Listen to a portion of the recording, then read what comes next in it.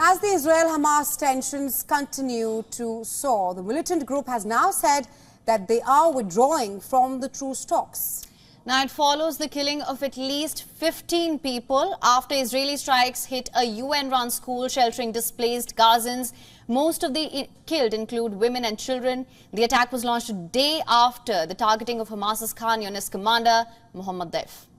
As per Hamas officials, the UN-run school in Nusayrat camp came under indiscriminate Israeli bombardment on Sunday.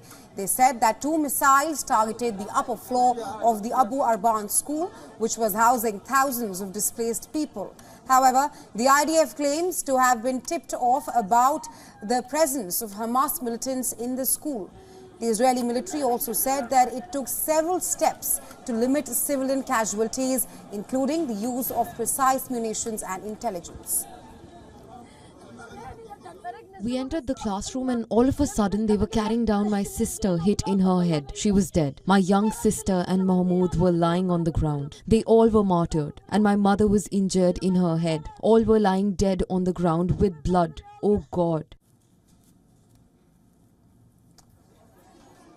Meanwhile, Israeli Prime Minister Benjamin Netanyahu has said that it is unclear whether Hamas military chief Mohammed Daif and his deputy Rafa al-Salama were killed in the strikes in Mawasi. However, he maintained that Israel will, and I'm quoting here, get to the whole leadership of Hamas.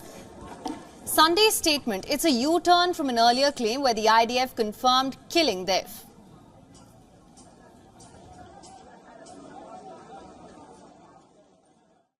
The state of Israel, through the Israeli army and the security agency, struck in Gaza, aiming to thwart Mohammed Daif and his deputy Rafa Salama. It is not clear that the two have been killed, but either way, we will get to the whole of the leadership of Hamas.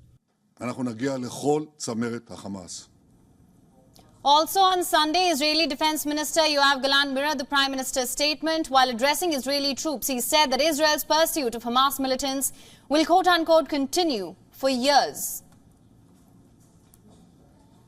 המרדף אחרי מחבלי חמאס יימשך לאורך שנים.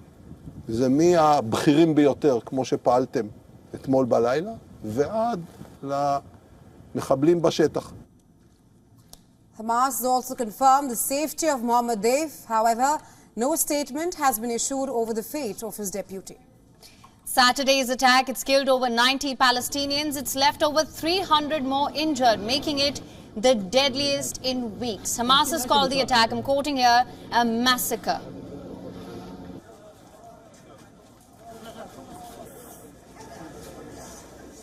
Israeli strike on Khan Yunis in Gaza on Saturday that Palestinian officials said killed dozens was targeting Hamas's 58-year-old military leader Mohammed Daif. That's according to the Israeli military, which said it is still assessing the result of the strike, which Hamas said was not targeting its leaders. Daif, seen here in this undated photo, is an elusive figure who has rarely spoken and never appeared in public. An Israeli security source said he is one of the planners of the October 7th raid on Israel. Daif is believed to have been directing military operations from the tunnels and back streets of Gaza, following Israel's counterattack as well. He rose up the Hamas ranks over 30 years, has topped Israel's most wanted list for decades, and is held personally responsible for the deaths of dozens of Israelis in suicide bombings. Daif has survived at least 7 Israeli assassination attempts, including this one in 2002 in Gaza City. Hamas sources say he lost an eye and sustained serious injuries in one leg in one of the assassination attempts,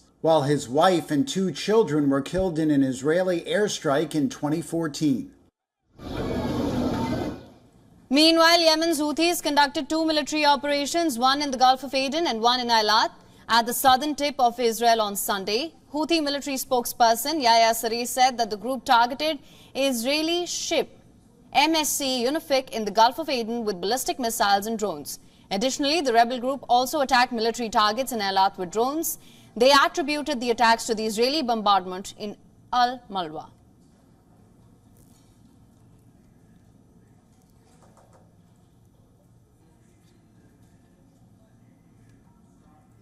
نفذت القوات البحرية وسلاح الجو المسير والقوة الصاروخية في القوات المسلحة اليمنية، عملية مشتركة استهدفت سفينة MS يونيفيك الإسرائيلية في خليج عدن، وذلك بعدد من الصواريخ البالستية والطائرات المسيرة.